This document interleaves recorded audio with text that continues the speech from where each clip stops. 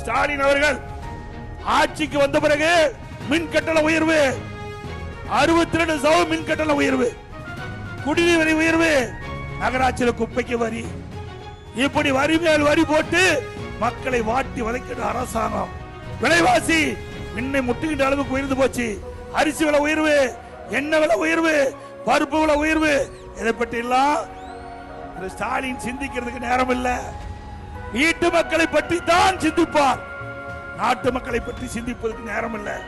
இதே அதிமுக ஆட்சி இருக்கின்ற பொழுது இப்படி உணவுப் பொருள் விலை ஏறுகின்ற பொழுது அதை கட்டுப்படுத்துவதற்கு விலை கட்டுப்பாட்டு நிதியம் என்ற ஒரு நிதியை உருவாக்கி 100 கோடி ரூபாய் வைத்து இன்றைக்கு புளி விலை அதிகமாயிடுச்சுன்னா எந்த மாநிலத்தில் புளி விலை குறைவு அதை வாங்கிட்டு வந்து இங்க விற்பனை செஞ்சு விலை சரி கட்டுவோம். பருப்பு விலை உயர்ந்து போனா எந்த மாநிலத்தில் பருப்பு விலை குறைவு அங்க போய் விலைக்கு வாங்கி தமிழகத்துக்கு கொண்டு வந்து அந்த விலையை குறைப்போம். இப்படி மக்கள் பாதிக்காத அளவிற்கு உணவுப் பொருட்கள் விலையை கட்டுப்படுத்த அரசாங்கம் அதிமுக அரசாங்கம். கொரோனா காலம் கடுமையான சோதனை.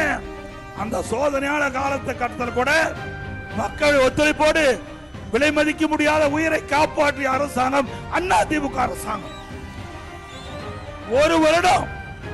ஒரு வருடம் ரேஷன் கடையில விலையில அரிசி கொடுத்தோம், விலையில எண்ணெய் கொடுத்தோம், விலையில சக்கரை கொடுத்தோம், குடும்பத்தை 1000 ரூபாய் கொடுத்தோம்ல. ஒரு வருஷம் 1 ரூபாய் வருவாய் கிடையாது. கடைகள் திறக்கல, தொழிற்சாலை திறக்கல, அரசுக்கு வருகின்ற வருவாய் எதுவுமே வரல. ஜிஎஸ்டி வரல, அதே ரோட் டாக்ஸ் வரல, பத்திரப்பதிப்பு வரல, எதுவுமே வருவாய் இல்லாத போது கூட சிறப்பான ஆட்சி இந்தியாவிலே கொடுத்த ஒரே அரசாங்கம் பண்ணாது.